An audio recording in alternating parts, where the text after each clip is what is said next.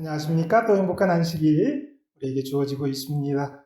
하나님이 주시는 그 모든 복 누리고 행복한 안식일 되시기를 바랍니다. 저는 오늘 창세기 37장 1절에서 11절 말씀을 가지고 은혜를 나누기를 원합니다. 제가 본문의 말씀 먼저 읽도록 하겠습니다. 야곱이 가나안 땅 곧 그의 아버지가 거류하던 땅에 거주하였으니 야곱의 족보는 이러하니라. 요셉이 17세의 소년으로서 그의 형들과 함께 양을 칠 때에 그의 아버지의 아내들 비라와 실바의 아들과 더불어 함께 있었더니 그가 그들의 잘못을 아버지에게 말하더라. 요셉은 노년에 얻은 아들이므로 이스라엘이 여러 아들들보다 그를 더 사랑하므로 그를 위하여 채색 옷을 지었더니 그의 형들이 아버지가 형들보다 그를 더 사랑함을 보고 그를 미워하여 그에게 편안하게 말할 수 없었더라. 요셉이 꿈을 꾸고 자기 형들에게 말하매 그들이 그를 더욱 미워하였더라. 요셉이 그들에게 이르되 청하건대 내가 꾼 꿈을 들으시오. 우리가 밭에서 곡식단을 묶었더니 내 단은 일어서고 당신들의 단은 내 단을 둘러서서 절하더이다. 왜 형들이 그에게 이르되 내가 참으로 우리의 왕이 되겠느냐, 참으로 우리를 다스리게 되겠느냐 하고 그의 꿈과 그의 말로 말미암아 그를 더욱 미워하더니 요셉이 다시 꿈을 꾸고 그의 형들에게 말하여 이르되 내가 또 꿈을 꾼즉 해와 달과 11별이 내게 절하도이다 하니라. 그가 그의 꿈을 아버지와 형들에게 말하매 아버지가 그를 꾸짖고 그에게 이르되 내가 꾼 꿈이 무엇이냐? 나와 내 어머니와 내 형들이 참으로 가서 땅에 엎드려 내게 절하겠느냐? 그의 형들은 시기하되 그의 아버지는 그 말을 간직해 두었더라. 아멘. 창세기가 이제 막바지에 접어듭니다. 몇몇 학자들은 창세기에는 7명의 큰 인물이 나온다고 생각합니다. 그 7명은 아담, 아벨, 노아, 아브라함, 이삭, 야곱, 요셉입니다. 아담의 7대 손인 에녹이 하나님과 동행하다가 승천했던 것처럼 창세기의 큰 인물 중 7을 채우는 요셉은 사실 그 어떤 다른 인물보다 하나님 편에서 보면 완전한 사람이었습니다. 또한 창세기 37장에서 시작된 그의 이야기는 그의 죽음이 기록된 50장에서 끝이 납니다. 2절 말씀은 야곱의 족보는 이러하니다 라고 기록하고 있습니다. 이 말씀의 더 좋은 번역은 이것이 야곱의 계보에 대한 기사다 입니다. 요셉과 그의 형들이 경험했던 일들이 사실은 야곱의 이야기입니다. 왜냐하면 요셉이 그렇게 아름다운 삶을 살 수 있었던 그 뿌리에 야곱이 있었고 그의 형제 11명의 삶이 우여곡절이 많았던 이유도 다 야곱의 삶과 야곱의 선택에서 그 뿌리를 찾을 수 있기 때문입니다. 그러니까 자손들의 그 삶의 모습과 결과에는 아버지의 영향이 크게 좌우하고 있는 것입니다. 그렇기 때문에 사실 자식들은 아버지의 삶을 이어받는 것이고 아버지의 삶의 결과를 보여주는 것입니다. 그러한 사실을 부조와 선지자는 자세하게 보여주고 있습니다. 부조와 선지자 208페이지예요.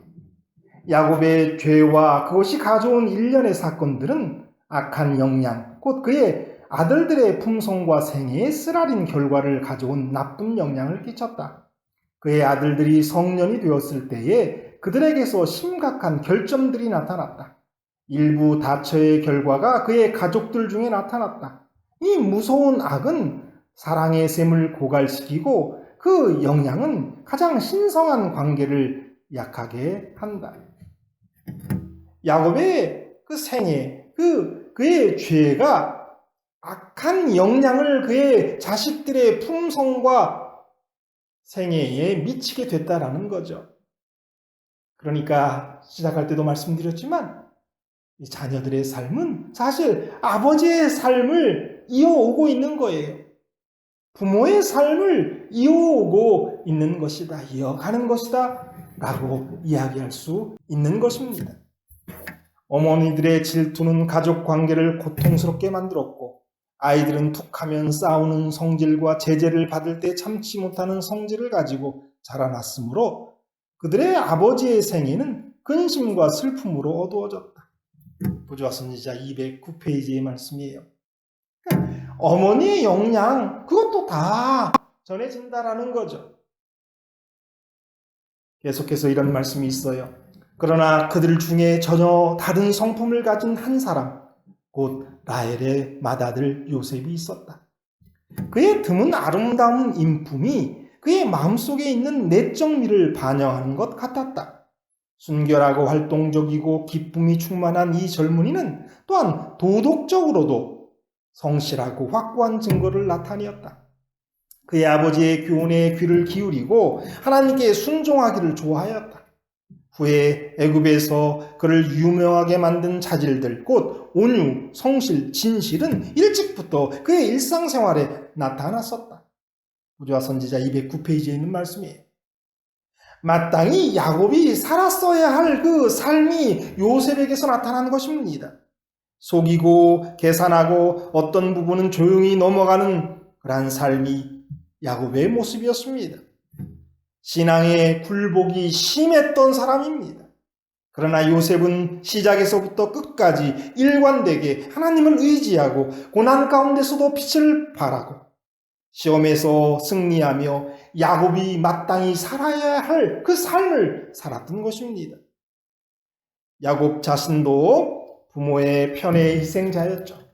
그러나 야곱 역시 요셉을 편애함으로 많은 문제를 만들어냈습니다. 구주와 선지자 209페이지예요. 그의 어머니가 죽은 후에 그의 애정은 아버지에게 더욱 밀착되었고 야곱의 마음도 그의 노련에 얻은 이 아이에게 집중되었다. 그는 여러 아들보다 요셉을 깊이 사랑하였다. 그러나 이러한 애정이 걱정과 슬픔의 원인이 되었다. 어리석게도 야곱은 요셉에게 편애를 나타냈고 이것이 그의 다른 아들들의 질투심을 자극하였다. 이제 요셉이 그의 어머니를 잃어버리고 아버지를 더욱 의지할 수밖에 없었고 야곱도 자기 사랑하던 아내의 그 큰아들 요셉을 사랑하지 않을 수 없었죠. 그러나 그 가운데 나타난 편애가 많은 문제를 가져왔다라고 명백하게 여기 이야기하고 있는 것입니다. 어떤 요셉은 아까 우리가 본 것처럼 정말 시작부터 아름다운, 멋진, 우리 하나님 보시기에 좋은 그런 삶을 살았습니다. 마땅히 야곱이 살았어야 할 삶, 그 삶을 요셉이 살아가고 있는 거죠. 얼마나 더 사랑스러웠겠습니까? 그런데 이 요셉은 정말 형제들을 사랑했어요. 이복 형들을 사랑했고 그의 동생인 베냐민을 사랑했습니다.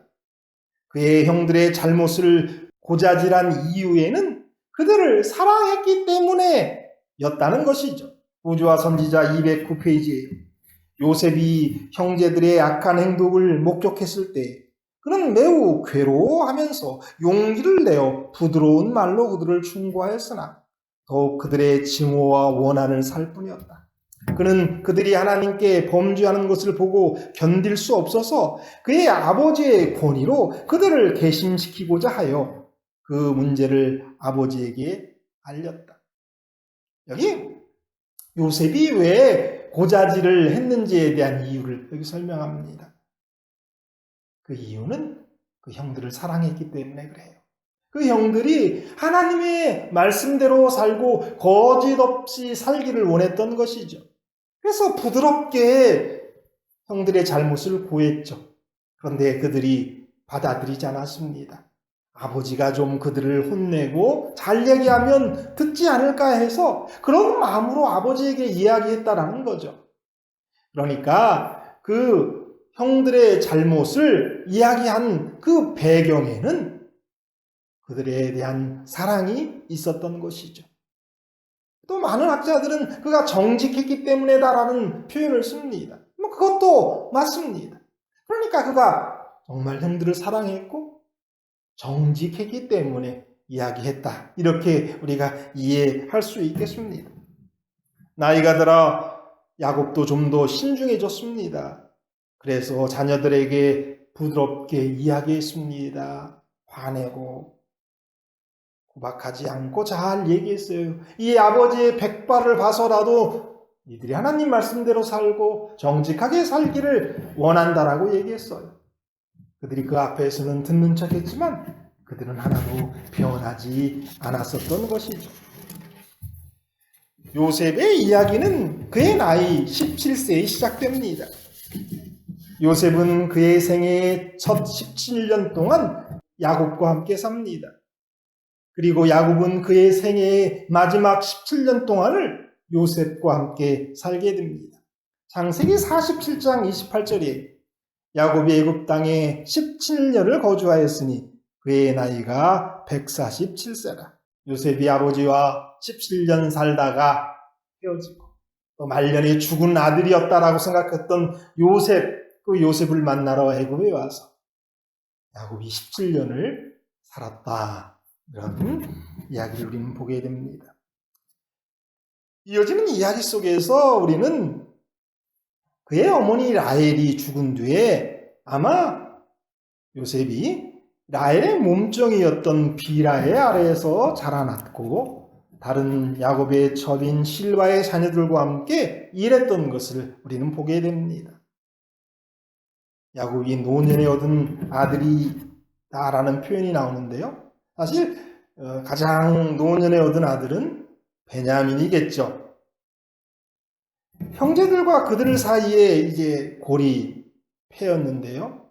심지어 인사조차 할 수 없는 상황까지 된 거예요. 요셉이 아무리 형들을 사랑했다 해도 그가 아무리 정직했다 하더라도 이러한 문제는 분명 좋지 않은 결과를 만들어냈습니다. 창세기 37장은 요셉이 한 모든 것과 그가 받은 것 그리고 그가 꿈을 나눈 것 그것 모든 것이 형들과 사이를 벌어지게 했다라고 이야기합니다. 그러니까 꿈을 이야기해서 그가 멀어진 게 아니라 원래 미워했고요. 꿈 때문에 그를 더 미워하였다라고 여기 말합니다. 요셉의 형들이 요셉에게 화를 낸 세 가지 이유는 다음과 같습니다. 첫 번째, 요셉이 형들의 잘못을 고자질했습니다. 두 번째, 아버지 야곱이 요셉을 드러나게 편애했습니다. 그리고 세 번째로 그 건방진 꿈을 나누기를 고집했어요. 한 번만 했어도 됐을 텐데 굳이 두 번 다 이야기를 했죠. 형들이 보기에 요셉은 그런 잘난 척하고 깨끗한 척하는 의로운 척하는 동생이었고 거기다가 고자질쟁이, 허풍쟁이에 불과했던 것입니다. 요셉의 꿈 얘기 우리는 너무나 잘 압니다. 이는 성경에서 하나님께서 아무 말씀도 하지 않으시는 최초의 꿈입니다. 그 이전의 꿈들은 하나님이 그 꿈속에서 말씀하셨죠. 요셉은 자신의 꿈을 형제들에게 말하기를 고집하고 그들이 자신을 더욱 미워하기 시작한 뒤에도 그들을 불쾌하게 만드는 것이 분명합니다. 또 얘기했단 말이에요. 한 번 꾼 꿈은 잘못 해석될 수 있죠. 그러나 동일한 의미를 지닌 두 번째 꿈은 그 해석을 확증합니다.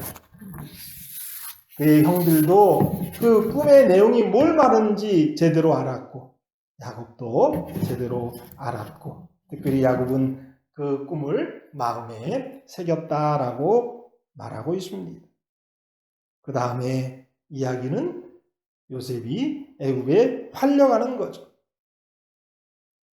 이 요셉이 애굽에서 그의 신앙을 지킬 수 있었던 그 이유가 뭘까? 여기서 좀 생각할 필요가 있는데 그것은 그가 개혁을 경험한 후라는 거예요.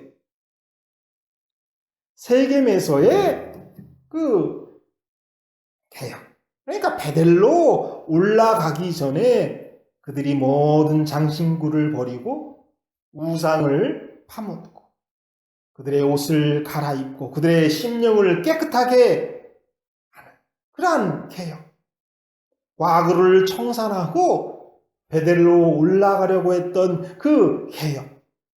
그 개혁을 할 때에 그 그 요셉의 나이가 한 16세 정도 되었을 것으로 우리가 생각할 수 있습니다. 그런데 그 이전에 에서가 한을 풀겠다고 아버지에게 쫓아왔을 때 그 야곱이 야복 강가에서 씨름을 했죠. 하나님과 씨름한 경험이 있죠. 그때부터 야곱은 변하는데 그것이 야곱의 개혁과 이 변화의 어떤 시작점인데 그때에는 요셉이 한 6살밖에 되지 않았어요. 그래서 그 모든 것을 이해하기는 어려웠어요. 요셉이 청소년이 되어서 겪었던 이 세겜에서의 사건, 그것은 그에게 많은 영향을 미쳤던 것입니다. 아버지 야곱과 함께 느꼈던 공포, 아버지의 명령에 따라 참여했던 개혁을 이뤄내는 순간, 또한 그로 말미암아 하나님의 보호하심을 얻게 되는 그 많은 일들, 그런 것들이 그의 마음속에 새겨졌단 말이에요. 경건의 모양은 있으나 능력이 없었던 그런 거짓된 신앙의 모습이 가져온 그런 타락들, 이런 것들을 그가 봤어요. 근데 개혁을 했어요. 물론 개혁한 다음에 또다시 형들이 다시 이전의 모습으로 돌아갔어요. 이걸 고자질을 할 수밖에 없었어요. 그의 어린 시절부터 청소년까지 자라나는 그 시간들을 통해서 아버지와 더 밀접하게 교제하면서 아버지의 하나님 이야기를 듣고 할아버지 이삭의 이야기를 듣고 증조 할아버지 아브라함의 이야기를 들으면서 야곱은 우리 하나님을 사랑하는 그러한 사람이 되었어요. 그래서 정말 야곱이 마땅히 살아야 했던 그러한 삶을 사는 사람이 됐단 말이에요. 그런 경험, 개혁을 한 이후에 특별히 그가 애굽에 팔려감을 통해서 그에게는 나름대로 확고한 하나님에 대한 인식, 하나님 앞에 올바로 살아야 한다라고 하는 그런 마음을 갖게 되었다라는 거죠. 야복 강가에서 씨름하던 그날 밤부터 야곱은 다른 사람이 되었다. 자기 과신은 뿌리째 뽑혀버렸다. 그때 이후로 어릴 때의 교활함은 더 이상 나타나지 않았다. 술책과 기만 대신에 그의 생애는 단순함과 진리로 특징 지어졌다. 그는 전능하신 하나님의 팔에 단순한 믿음으로 의지하는 공과를 배웠고 시련과 고난 중에서도 하나님의 뜻에 겸손히 복종하였다. 품성의 비열한 요소는 풀무불에서 다 없어지고 마침내 정근처럼 정련되어 아브라함과 이삭의 믿음이 야곱에게서 뚜렷하게 나타났다. 그런 경험 가운데에서 키워낸 아들이 요셉이에요. 그래서 요셉이 어렸을 때부터 그런 가운데 키움을 받고 요셉과 야곱이 교제하고 이야기하는 가운데에서 요셉이 온전한 하나님의 성품을 이렇게 닮은 하나님의 뜻대로 사는 그런 아이를 만들어 낸 것이죠. 그렇기 때문에 제가 오늘 정한 제목의 말씀처럼 야곱의 아들들의 삶이 이어지는 거예요. 그의 자녀들로. 좋지 않은 결과는 그의 형들에게서. 정말 그가 회개한 후에 온전하게 살고자 노력하는 모습, 그러한 결심, 그런 것이 요셉에게로 흘러갔단 말이에요. 그래서 오늘의 이야기는 그러한 부분이 더 부각되어야지 요셉이 어떤 꿈을 꿨냐 안 꿨냐. 물론 그 꿈도 하나님께서 그에게 꾸게 하신 것이고 그것이 나중에 그 꿈대로 이루어지는 어떤 일종의 예언이지만 그러한 것보다는 야곱의 삶이 그의 자녀들에게 이어지고 특별히 요셉에게는 야곱이 정말 온전히 살아야 할 그러한 막강한 올바른 모습이 나타나게 됐다라는 부분 오늘 우리가 특별히 깊게 생각해야 될 부분입니다. 우리의 자녀들이 우리의 삶을 이어갑니다. 우리의 삶의 결과물들이죠. 그래서 지금부터라도 우리는 잘 살아야 되고요. 자녀들에게 좋은 모범 보여야 돼요. 주 안으로 이끄는 그러한 모습이 우리의 모습이 되었으면 합니다. 하나님께 맡겨야죠. 우리의 죄의 결과 때문에 우리 자녀들의 문제가 있는 것 회개해야죠. 내가 정말 신정으로 회개한다면 그 결과까지도 바뀔 수 있을 거다라고 생각을 합니다. 그리고 우리가 올바로 살려고 노력할 때의 그러한 모습이 우리의 자녀들에게 이어질 수 있다라고 생각합니다. 그러한 축복이 저와 여러분에게 있게 되기를 간절히 바라면서 말씀 마치겠습니다.